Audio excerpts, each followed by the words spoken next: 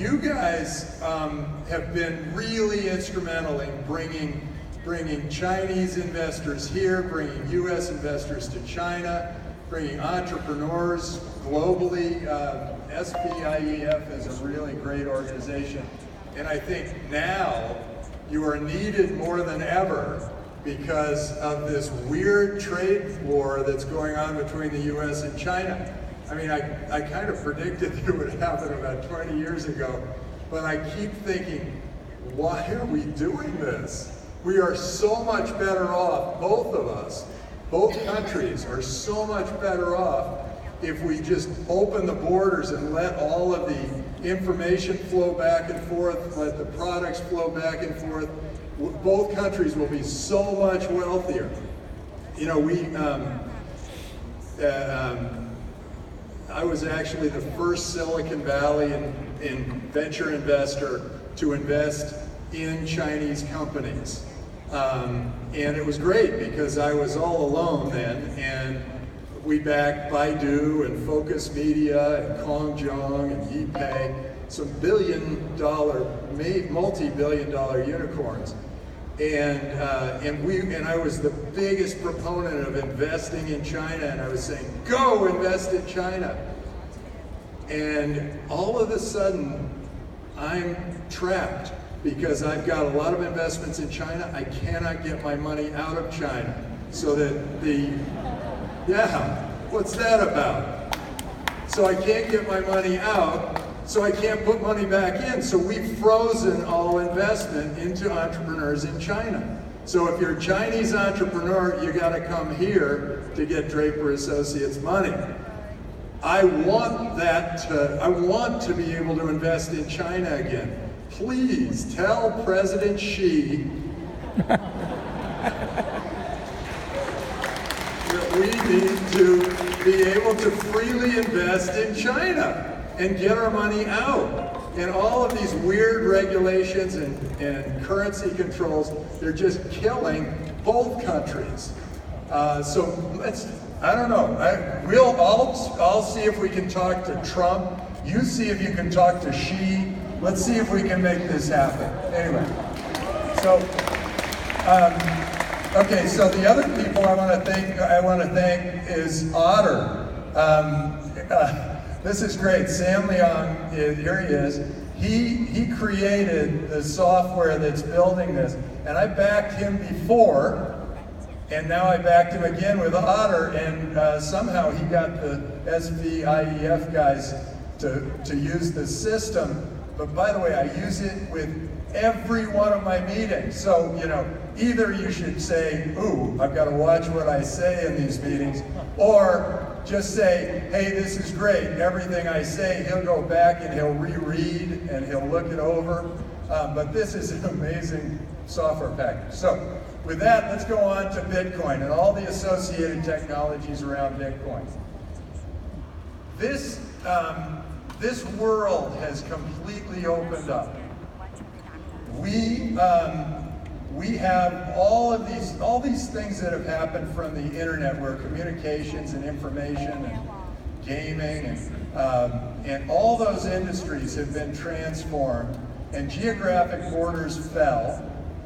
And so those were big industries. Those were all big industries, and we benefited from all those clever entrepreneurs who created great businesses around that new technology, around the internet. Well, I believe that now we have something bigger than the internet. Bitcoin and all the associated technologies with Bitcoin, I believe, are going to transform industries that are far larger than communications and information and gaming and entertainment. We're going to transform finance and commerce and insurance and healthcare. And I believe that we're going to transform government. And here's my thinking. For one thing, I've noticed governments are now competing for you. Because if you don't like what one government is doing, you can move to another place. But eventually, I believe that this is going to be that government is going to be part land-based and part virtual. This virtual government can change everything, because I could potentially get all my insurance, healthcare insurance, my pension, my social security, my welfare, all from any government in the world. In fact, I could do it, I could get it from a government that hasn't even been created yet. I had a great experience. I went, the Prime Minister of Estonia came to Draper University and said, just by instituting digital signatures, we saved 2% of our GDP. And then we used digital voting and all the young people started to vote. And then we used digital identity and the crime rate went down and the business climate went up. And then he said, and now I'm going to make you the third virtual resident of Estonia. So he gives me a card, and he says, you are now the third virtual resident of Estonia. And I said, well, what can I do? And he said, well, you can set up a bank account, you can buy real estate anywhere in the EU, and you don't have to set foot in Estonia. And it got me thinking, wow, governments are going to have to compete for that virtual part of governance. And now they have an amazing tool to do it. Think about this. We now have Bitcoin, which is truly remarkable. It's not tied to any government source. It's untethered. I can take down my Bitcoin in any place, anywhere around the world, and so it has decentralized people, so that they are not really tied to one place or another. Now, the Chinese government said, no Bitcoin, it's illegal. And as a response, the Japanese government said, Bitcoin is now a national currency for Japan. So what happens? All those Bitcoin entrepreneurs, all of that brilliance and brains from China is going to go and flow out of China, and they're going to go to places like Japan. In fact, Binance created $1 billion company in China, and then the Chinese government made what they do illegal, and so they moved. They moved to Singapore. And the Singapore government started to add more and more regulations, so they moved to Malta. And this is an enormous business. I mean, it is a $10 billion business. And multi-tens of billions of dollars go through that exchange. So governments kind of have to wake up. They are in competition for you, for the entrepreneurs and the capital and the deregulation of the world. They want you. And it's interesting, I go around and meet with the Prime Minister of Kazakhstan. He says, oh, wait, what's that guy in Estonia doing? I want to do that too. Malaysia, same thing. They're going to create a virtual government. So we're in one of these amazing times now where some governments are going, yes, we want you. We need all of that new technological activity to come to us. And some are saying, I gotta push this away because I want to control you with my currency. And I think the winners of this are going to be the governments who say, I want to open this up so that you can use fiat currency. And they're going to have to sacrifice in some small way their own currency. And I think Bitcoin will potentially be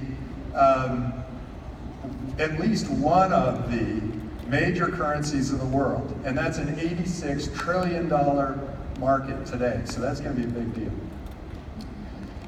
So now I'm going to give you kind of a fun idea about what all these technologies might mean to a big industry. Healthcare. Okay, imagine this. You take control of your own data, And then you say, okay, I'm going to put my healthcare records in there, I'm going to put my blood test results, I'm going to put my genetic history, I'm going to put my Fitbit results, I'm going to put my what I had for breakfast, I'm going to put where I've traveled, who I've met. All of that information is now going into this one place. Well, there's no way that any doctor in the world can have as much information as the cloud does once you put all that information into the cloud. So if you and I both have a headache, one doctor, both of our doctors would just say, take 2 aspirin, call me in the morning, everything's fine. But the cloud might recognize that I've been in Fire Island and I got a tick bite. And the right diagnosis for me is that I might have Lyme disease and I should be taking antibiotics. Multiply this by the 8 billion people on the planet and all the data from all their experiences and all their health care and everything they've done, and then put that into a anonymous database and add deep learning to it, and you are going to end up with the best doctor on the planet. And a doctor's job is going to be more of a consultative job, where they say, well, yes, the AI doctor said this, but this is what I think you might want to think about. So healthcare, that changes everything in healthcare. The drug companies aren't going to like this. But as entrepreneurs, there is an enormous multi-trillion-dollar business to go after there. In government, think about this. You can create the perfect bureaucrat in Bitcoin, on the blockchain, with a smart contract. You basically have, you add a little artificial intelligence, and you have exactly what the bureaucrat is looking to do, which is provide a safe delivery of whatever the regulations and laws are of the country. This is like magic. So we could start thinking about using technology to make government much, much less expensive. So, people in California are all worried about all the pensions they're paying for all these California public employees. Might not have to do that if all of that were done virtually. The other great thing about that is you can create a new country up in space or 11 miles offshore or whatever, and you can start providing virtual governance to all of these great entrepreneurs. And it's interesting, when I talk to people who are sort of over 35 years old, it's okay for me to say this, over 35 years old about this, generally, they say, oh, hogwash. Governments are always going to be fiefdoms, they'll never be decentralized, they're always going to be us against them, they're always going to be that way. But if you go 35 and younger, they're saying, we are one world. We are one planet. We are all working together to make this planet better for all of us. And we are all going to benefit in an enormous way from the decentralization movement. And that's all available to us now because of these new technologies. So I encourage you, be bold, do extraordinary things. This is one of the most important times in the history of the world. This might be the end of everything, all the wars that we have ever had, whether trade war or physical war. These geographic borders become less and less relevant to us, and as our entrepreneurs continue to make our world better, it's going to be for the whole world. It's not just going to be for one country or another. So with that, I leave you to whoever your next speaker is, but I am so thankful and proud of SVIEF, I before E, that they are holding this conference at this critical and important time. So go out there, do something extraordinary, make the world a better place.